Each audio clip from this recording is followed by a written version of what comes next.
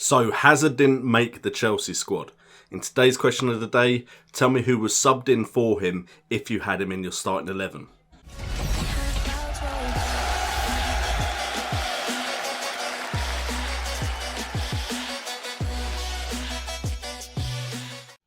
What's up guys and welcome to JNO United, bringing the best in football gaming, and today we're looking at FPL Today, looking back at game week 16, a midweek game week, and looking forward to game week 17, back to the weekend, and let's get straight into the show.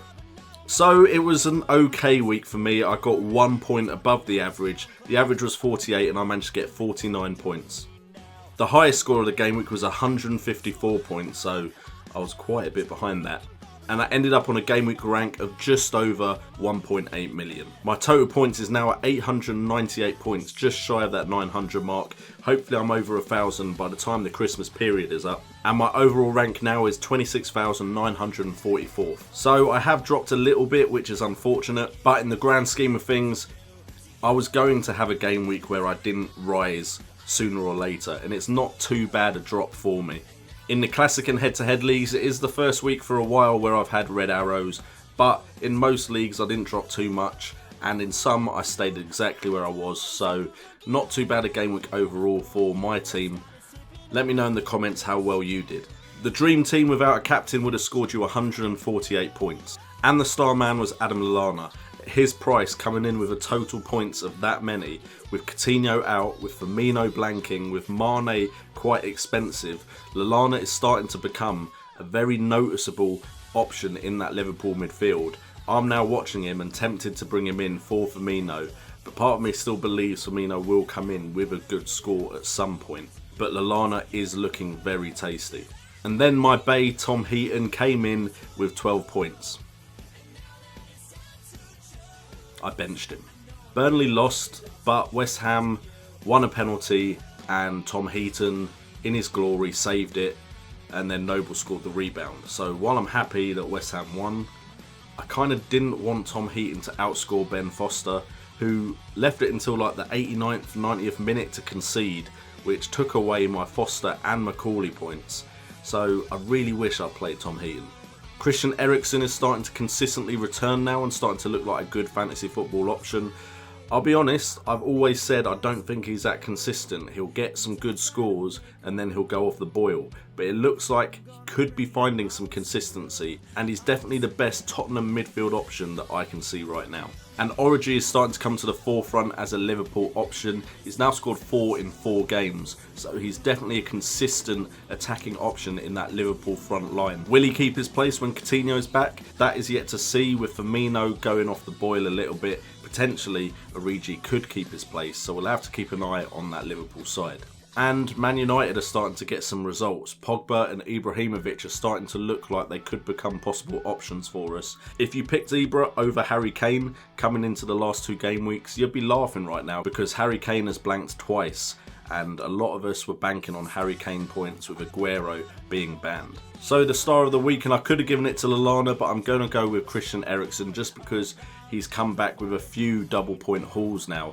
Coming in at 8.5 million, he does look like the best Tottenham midfield option at the moment. 19 points from 2 goals and 1 assist. He had 7 attempts on goal, 4 of them on target, and created 2 chances for his teammates. So if he can keep this up with Tottenham's current fixtures, he looks like he could be a great option. If you had him in game week 16, you had a good game week. And my fool of the week is Marko Arnautovic. Coming in at 7.2 million, he played 22 minutes before getting sent off and getting -2 points.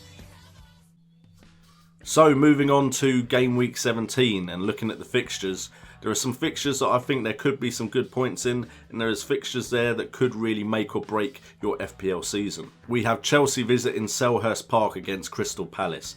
Now Chelsea need to start scoring more than 1 goal because in the last 2 game weeks they've only scored 1. They have kept clean sheets, so in the actual Premier League they got 3 points in both games and kept the clean sheet, so that is great for them. But in FPL terms, we need some more goals from them. Meanwhile, Palace are capable of scoring against the big sides, which they showed in game week 16, managing to get a goal. But Chelsea are a different animal with their defence at the moment. Can Palace actually get anything from this game? Another game is West Ham versus Hull, and until Hull stop conceding so often, Hull are always going to feature in this game week preview because If you're playing Hull, you're likely to score, and West Ham have come in with 2 decent performances in the last 2 game weeks, so the likes of Payet, Antonio, Carroll are all looking like options, Noble as well as the penalty taker, so potentially there could be some good points if you jump on the West Ham players early. Then we have West Brom versus Man United, the good defence of West Brom against the currently in form Ibrahimovic and Pogba. West Brom are capable of keeping a clean sheet against anyone, but at the moment Man United look likely to score against them. So if you've got Ibra or Pogba in your side, or even Martial, you could be expecting some points in this game. Then we have a massive game on Sunday, Man City versus Arsenal. This is the type of fixture that Alexis Sanchez likes to turn up for, so potentially he could be coming in with some more points for us FPL managers that have him. Man City need to improve, they need to get some goals and some wins to stay in the title race because they seem to be slipping at the moment. So it could be a great performance to get him back in the title race, but I fancy Arsenal on current form. We then have Spurs versus Burnley, and Burnley away are known to concede. Spurs are currently in form, so the likes of Eriksen, hopefully Harry Kane, and the likes of Son and Dele Alli could all be on the points, but I'm really hoping Harry Kane scores, because if he doesn't, I might be looking elsewhere. And then finally we have the derby, Everton versus Liverpool. Anything can happen in this game, so potentially there could be massive points here on either scale from defence or up front, but Liverpool seem to score against everyone, so I expect Origi, Firmino, Lallana and Mane, one of those options will score some points this game week. So my captain choice, and yes, he blanked in game week 16, but it's still Diego Costa, because I just feel like he's been that consistent recently that he is due a goal. One game without a goal, I'm not losing faith. I really think Diego Costa could score some goals against Palace. We then have my differential, and because of his performances recently, I'm still sticking with Origi. He's only owned by 7.4% of players right now, and he's scored in the last 4 games. He's also been getting bonus points from 3 of those last 4, getting 3, 2 and 2, so he's going to get you points if Liverpool score by the looks of it so far in the last 4 games. And finally, to wrap up the episode, we're looking at my red herring, and it is going to be Salomon Rondon. Coming in at 6.5 million, he scored a hat...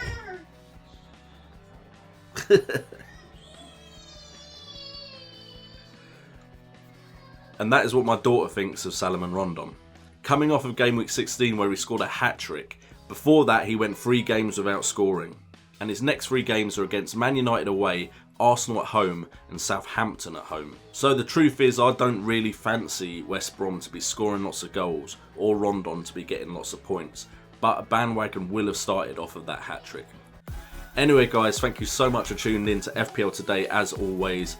Make sure to check out all my social media links. My Twitter is where I put all of my opinions on the football over the weekend.